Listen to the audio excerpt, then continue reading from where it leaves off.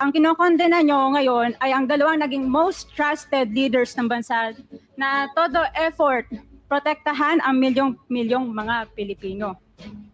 In support sa advocacy sa Pangulong Duterte, ang Duterte Youth Party List ngayon, Kongreso, ito ang kaisa-isang nagpapanukala ng pagbalik ng death penalty para sa mga rapist, kidnappers, durugista at terorista. In behalf of the Duterte Youth Party List, kami ay nagpapasalamat sa todong suporta ng Pangulong Duterte at VP Duterte sa mga tropa ng gobyerno at sa pagdurog nyo sa mga kriminal, terorista at NPA na terorista. Yun lang po. Maraming salamat po, Mr. Chair. Mag-attend kayo ng hearing. Hindi yung a-attend kayo kapag andito lang ang dating Pangulo, ang ating Vice Presidente. Umattend kayo. This committee hearing, this Quadcom, makes announcements of all its hearings. And from here on, we want to see you in our hearing, and please submit to the committee secretary all the persons you want to be invited. Wala hong ano yan, wala hong ano yan. Kung sino yung gusto niyang imbitahan, pwede po yan. Gusto ko lamang pong liwanagin na wala hong may monopolyo sa pagmamahal sa bayan dito. Hindi kayo, hindi kami. Pare-parehas tayo nagmamahal sa bayan. Pare-parehas tayo nagseserbisyo eh. Diba? Huwag niyo sabihin mas magaling kayo. Dahil kami, hindi naman namin sasabihin magaling kami. Pero kung pagmamahal sa bayan, pare-parehas tayo. Huwag niyong sosolohin yan. Dahil nagagalit si Congressman Dan Fernandez. Anyway. Alright, magandang araw sa inyo mga kababayan. It's me again, Boy Sardinas. So meron tayong reactionan ngayon, trending video, no? Sino ba itong napakagandang kongresista na to? Na talagang pinagtanggol kaisa-isang kongresista na nagtanggol kay Tatang Digong at kung saan mga kababayan ay hinay blood itong mga kasama nila sa sa Quadcom, no? Sa Quadcom. Kaisa-isa si Castro, no? Si Castro, si Barbers, galit na galit, nanggagalaite. Oh, puputok yung batok sa galit eh. Sino ba itong kongresista na to? Siyempre, ang ganda-ganda, kitang-kita nyo naman, no? Si Kong Drixie Cardema. Alright. So, trending, saka talagang pinanindigan niya yung mga nagawa ni Tatang Digong, no? At ay gusto niya rin na maibalik ang death penalty. Pero sa dami ng nasa loob ng Quadcom, siyempre nagkatinginan ay medyo na high blood ho talaga sila Barbers. Ito, panoorin natin yung pagsasalita ni Barbers at ay talagang na high blood ho sa loob ng Quadcom. Nako, grabe mga kababayan, napakainit na discussion talaga to. Ay biro mo, inabot ng alas 12 ng madaling araw ang hearing kagabi. Grabe, no mga babayan, sana napanood nyo. So ito, reaction na rin ito mga babayan. Siyempre nakakabilib naman itong si Ma'am na napakaganda at ay nag-iisa lang talaga mga babayan, no? Siya lang mag-isa. Ang matapang na nagsalita, no, na kumampi kay Tatang Digong diyan sa Quadcom. Ito, simulan natin itong ating reaction video. Panoorin natin ito mga babayan. Paki-like and paki-share ng video natin. Salamat po sa mga sumusuporta kay Boy Sardinas. It's me again. Doon tayo. Let's go to the go. Tayo ay ibinoto lamang ng ilang libong Pilipino. Ngunit ang kasama natin ngayon ang Pangulong Duterte, ang most voted Philippine leader ng 2016. At ang kanyang anak, Vice President Sara Duterte, ang most voted Philippine leader naman ngayong 2022. Yeah. I would like to manifest na gusto ng sambayanang Pilipino ang pagdurog niya sa mga kriminal, durugista at NPA na terorista. Kaya sila ibinoto at patuloy na mahal ng mga Pilipino. Kaya gusto natin ng patas na hearing. Sana sinama natin dito ang libo-libong mga magulang na ang mga anak ay biniktima ng mga durugista ang mga ordinaryong Pilipino na naglalakad galing trabaho, Yeah. tapos sinaksak o pinatay ng adik, lahat ng mga kababaihan, na kahit pati infant na babae ay ginahasa na ng adik. Yes, grabe, no? Libo-libo rin ang kanilang mga magulang at mahal sa buhay na wala dito ngayon. Awang-awa ang mga Pilipino sa mga inuseteng pamilyang na ito, kaya niluklok ng bansa ang Pangulong Duterte. Ang drug war ng Pangulo ay policy lamang. Hindi ito natupad kung hindi ito pinondahon ng Kongreso ng 6 na taon. Majority pa nga dito sa mga kinatawan ay naka-Duterte fist pa nung buong 6 na taon eh. Ang Duterte Youth Party List po ay patuloy na naninindigan sa Pangulong Rodrigo Duterte at pangalawang Pangulo Sara Duterte na naglingkod ng maayos, dumurog sa mga durugista, kriminal at NPA na terorista para proteksyonan ang milyon-milyong Pilipino. Bakit wala nag-iimbestiga dito o nag-iimbita sa atin sa sobrang raming Pilipino na biniktima ng mga durugista? And lastly, sa mga kongresista na kaalyado ng mga NPA, mahaya naman tayo sa topic ng pagpatay dahil kayo mismo, hindi kayo nagsasalita sa pagpatay ng NPA sa mga pulis, sundalo at mamayang Pilipino. Pati rin po sa mga natitirang resource persons na gusto mag-abogada papuntang ICC, si Attorney Maria Cristina Conti, na kandidato ngayon ng Bayan Muna Party List. Kasama po ang inyong katabi na si Nery Colmenares ng Bayan Muna. Sa NPA, nire-recruit ang mga kabataan para pabagsakin ang gobyerno at pumatay ng mga pulis, sundalo at tropa ng gobyerno. Di nyo naman kinokondena ang pagpatay nila. Ang kinokondena nyo ngayon ay ang dalawang naging most trusted leaders ng bansa na todo effort protektahan ang milyong-milyong mga Pilipino. In support sa advocacy sa Pangulong Duterte, ang Duterte Youth Party List ngayon, Kongreso, ito ang kaisa-isang nagpapanukala ng pagbalik ng death penalty para sa mga rapist, kidnappers, durugista at terorista.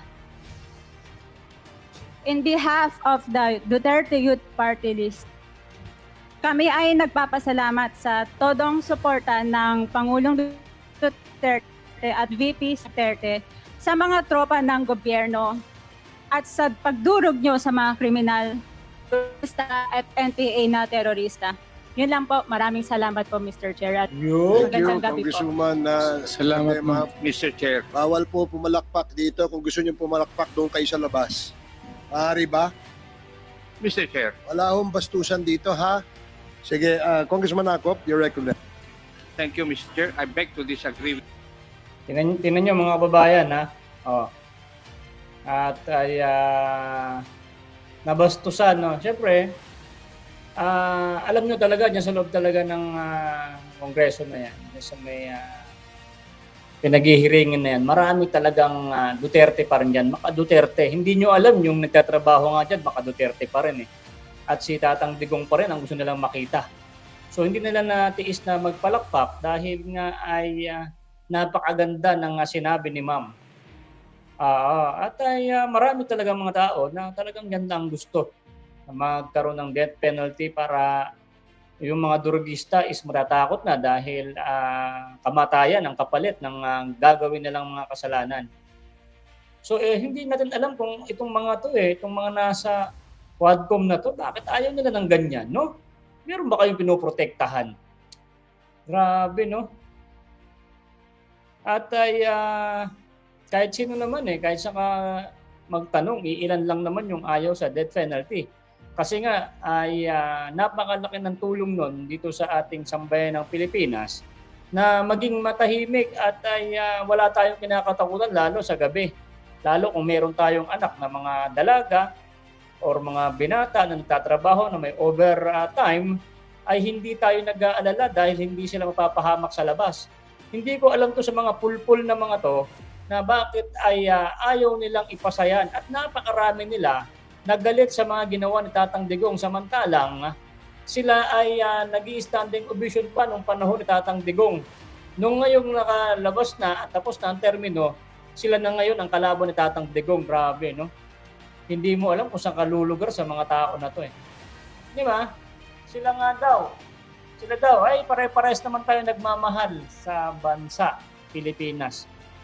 Pare-pares. Kayo, hindi natin alam kung talaga nagmamahal kayo, ang mahal nyo lang ang pera ng taong bayan. Di ba mga babayan? Grabe. Hindi natin alam kung ba't ayaw nito sa mga mapugsa talaga tong mga samang tao. At ang gusto nila, gawan pa daw ng hearing, bigyan pa ng pagkakataon, pakainin pa ng gobyerno. Sabi nga ng Tatang Digong, huwag na pakainin yan. Itapon na lang yan sa dagat. Di ba? Kaya grabe, no? Tuloy pa natin mga babayan, tuloy. With my colleague. Kasi bata pa siya. How I have given up my life for this country. The former president is only 2 years older than I am. That I have been fighting for this country. I was a member of the Philippine Constabulary and became a policeman after Republic Act 6975 was enacted. This statement of my colleague betrays her ignorance. Kung gusto po niya na magpa-imbestiga, mag-file siya ng resolution and maybe refer to the appropriate committee to be fair with her. She's a congressman. She knows the rules. However, your statement or your statements betray your ignorance of our rules here in this House of Congress. So I beg to disagree, Mr. Chair, na sila lang ang nakikipaglaban at marunong makipaglaban sa kalaban.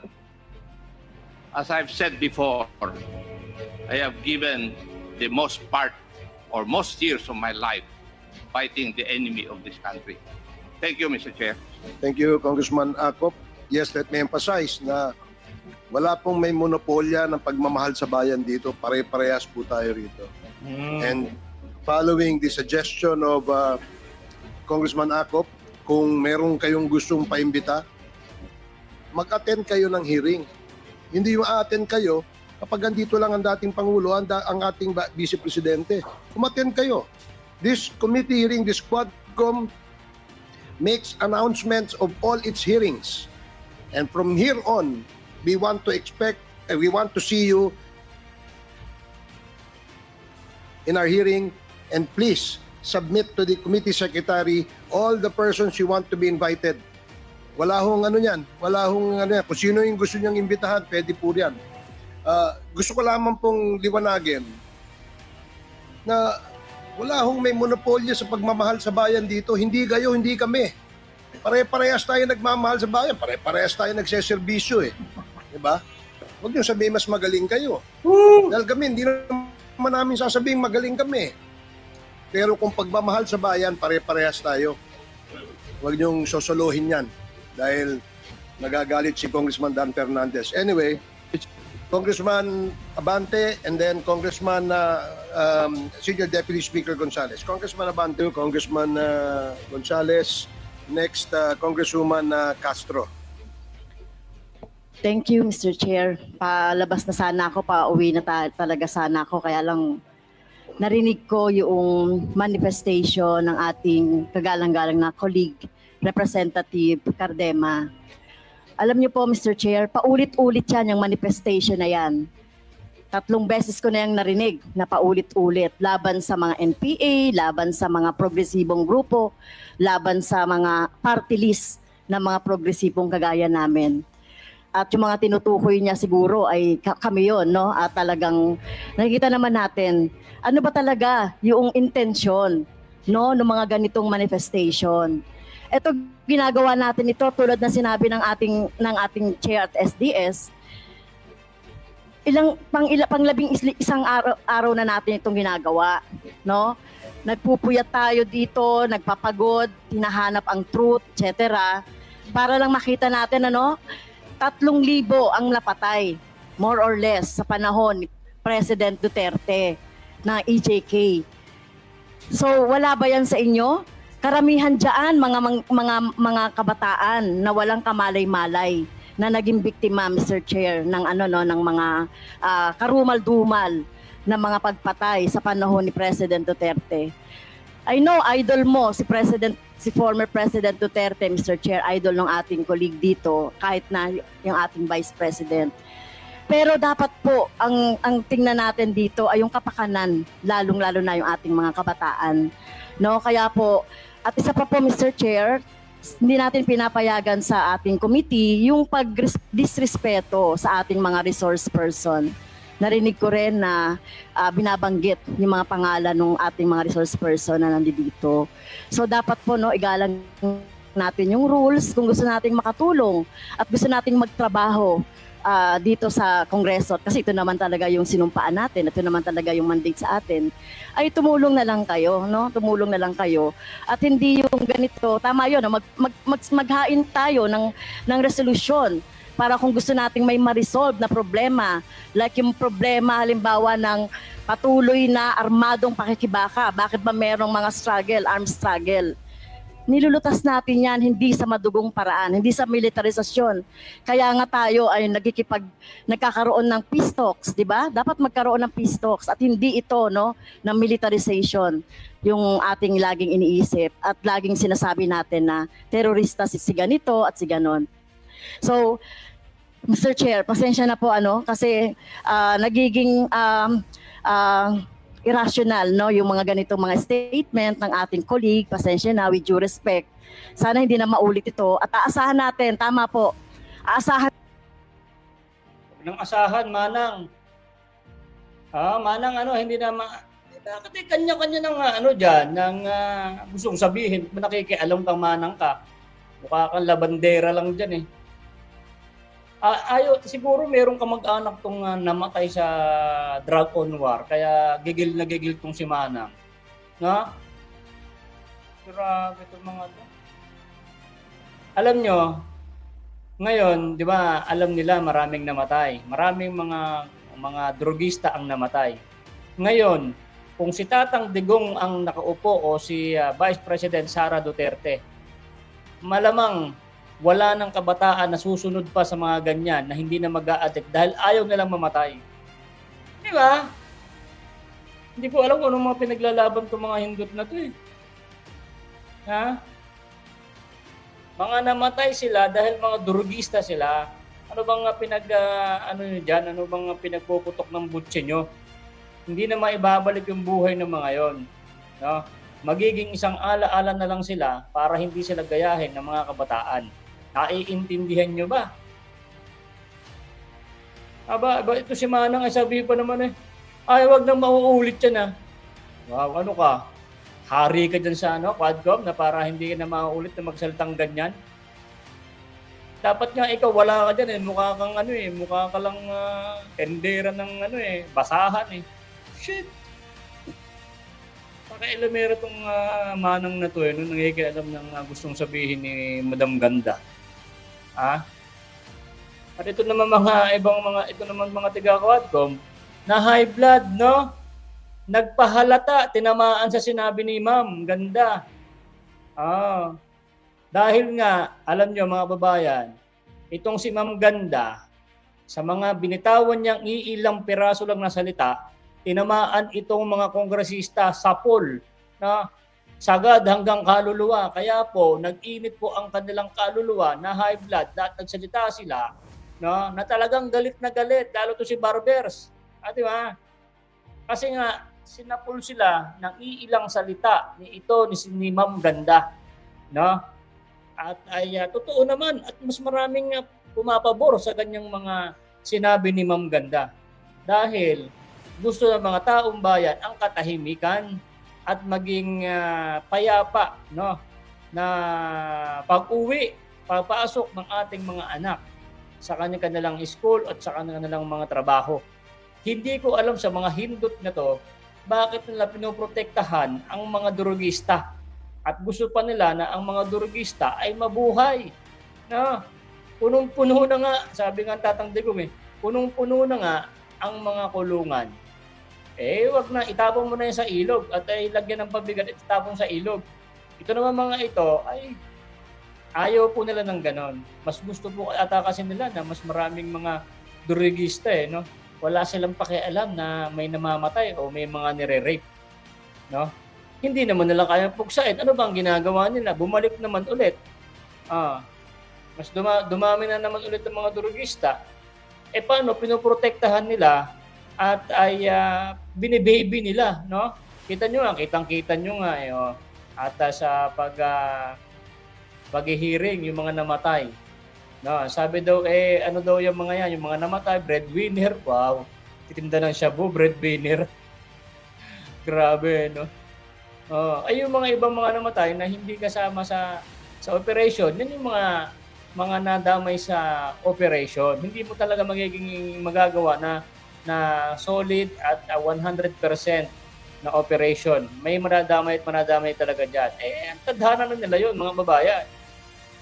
Pero importante, mas marami tayo nasisave ng mga kabataan na mga hindi na ligaw ng landas dahil nga sa drug on war. Palagay nyo kung si Tatang Digong ngayon ang nakupo o si Vice President Sara Duterte, alam nila ang mangyayari sa kanila kapag ginamit or naging durugista sila. Dahil malalaman talaga nila at syempre alam naman nila dati pa masasama sila sa listahan para mapatay sila. So doon pa lang naging isang aral yon para hindi sila gagamit ng pinagbabawal na bato, mga kababayan. Pero ngayon, syempre hindi naman si Tatang Digong nakaupo. Si BBM naman, nabangag din. Wala, hindi sila natatakot dyan. At hindi sila natatakot sa ganyan. Si Tatang Digong lang talaga. At pag namamahala si Tatang Digong, doon lang sila natatakot kasi meron ng pangalang batas. Grabe. So ayan guys, ang ganito na lang itong ating reaction video. So sana paki-share nyo po, paki-like nyo at solid DDS tayo lahat. Suportahan natin si Tatang Digong hanggang sa huli. Maraming salamat po. It's me, Boy Sardinas. Salamat po sa mga nag-subscribe. Bye-bye.